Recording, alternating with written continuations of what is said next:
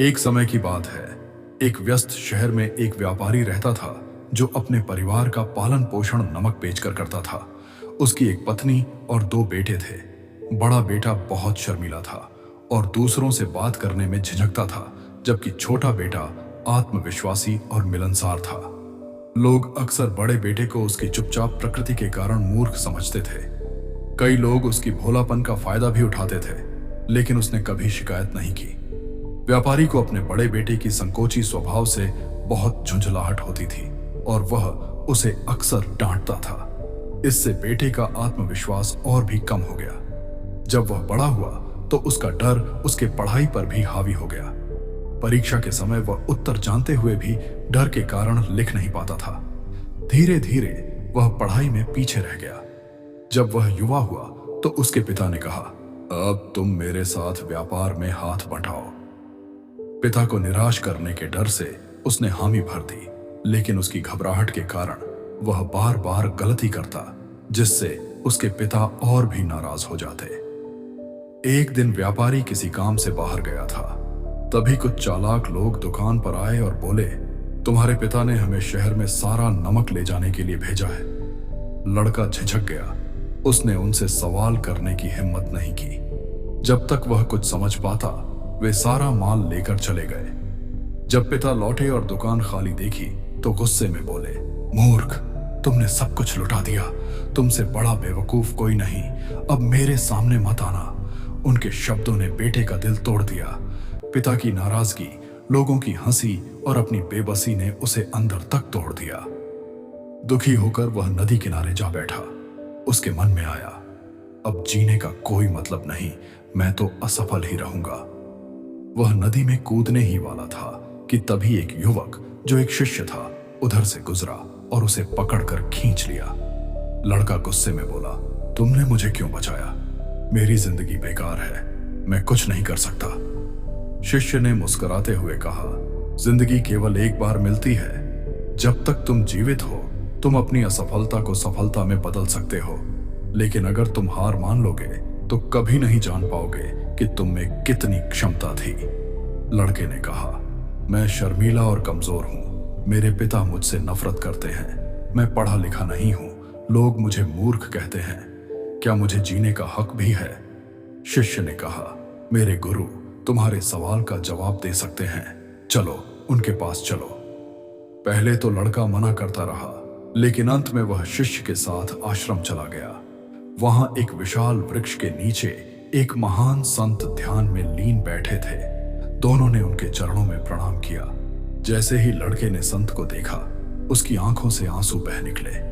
संत ने पूछा, बेटा, तुम क्यों रो रहे हो? लड़का बोला, आप मेरी आखिरी उम्मीद हैं। अगर आप भी मेरी मदद नहीं कर सके तो मैं अपनी जान ले लूंगा। संत ने शांति से कहा, अपनी समस्या बताओ। लड़के ने अपना पूरा जीवन वृत्तांत सुना दिया। संत बोले, मैं तुम्हें एक उपाय बताऊंगा, लेकिन पहले तुम्हें मेरी 3 बातें माननी होंगी। अगर तुम तीनों कार्य पूरे कर लोगे तो तुम्हारी जिंदगी बदल जाएगी। लड़का बोला, मैं तैयार हूं। पहला दिन। संत ने कहा, आज तुम 10 अनजान लोगों से बात करो।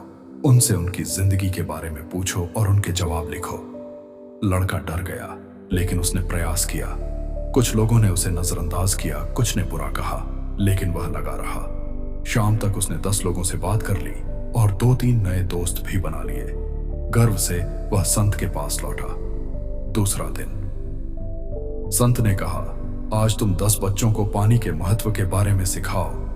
लड़का हैरान रह गया, मैं तो पढ़ा लिखा नहीं हूं, मैं कैसे सिखाऊं? संत मुस्कुराए, वे बच्चे यह नहीं जानते कि तुम खुद को अनपढ़ समझते हो। बस जो जानते हो वही बताओ। कांपते हाथों से लड़का बच्चों के सामने खड़ा हुआ। उसने डरते डरते पानी के 5 उपयोग बताए और फिर जल्दी से भाग गया। वह बोला, मैं बहुत डर गया था, पर मैंने कर लिया। संत बोले, फिर से प्रयास करो। दूसरी बार जब उसने सिखाया तो वह ज्यादा आत्मविश्वास से बोला। अब उसे डर नहीं लगा। संत ने कहा, देखो, तुम उतने कमजोर नहीं जितना तुम सोचते हो। तीसरा दिन। संत ने कहा, अब तुम्हें अपने पिता के पास जाकर क्षमा मांगनी होगी। लड़का घबरा गया, नहीं, वे मुझे कभी माफ नहीं करेंगे। संत ने दृढ़ता से कहा, अगर तुमने यह नहीं किया तो मैं अंतिम रहस्य नहीं बताऊंगा। साहस जुटाकर लड़का घर लौटा। उसने पिता के पैरों में गिरकर कहा, पिताजी, मुझे माफ कर दीजिए, मैं अपनी गलती सुधारूंगा। पिता ने बेटे के बदलते स्वभाव को देखा, उसे गले लगा लिया और फिर से व्यापार में काम करने का मौका दिया। लड़का संत के पास लौटा और बोला, अब कृपया मुझे सफलता का रहस्य बताइए। संत मुस्कुराए, तुम्हें खुद ही रहस्य मिल चुका है। तुम्हारा सबसे बड़ा दुश्मन तुम्हारी शर्म नहीं, तुम्हारा डर था। लोग तुम्हें वैसे ही देखते हैं जैसा तुम खुद को दिखाते हो। अगर तुम खुद पर विश्वास रखो तो कोई तुम्हें कमजोर नहीं समझेगा। सच्ची ताकत अपने ऊपर विश्वास से आती है। लड़का भावुक होकर बोला, अब मैं डर को अपने जीवन पर हावी नहीं होने दूंगा। सालों बाद वही लड़का एक सफल और सम्मानित व्यापारी बना, जो अपनी बुद्धि और आत्मविश्वास के लिए जाना गया।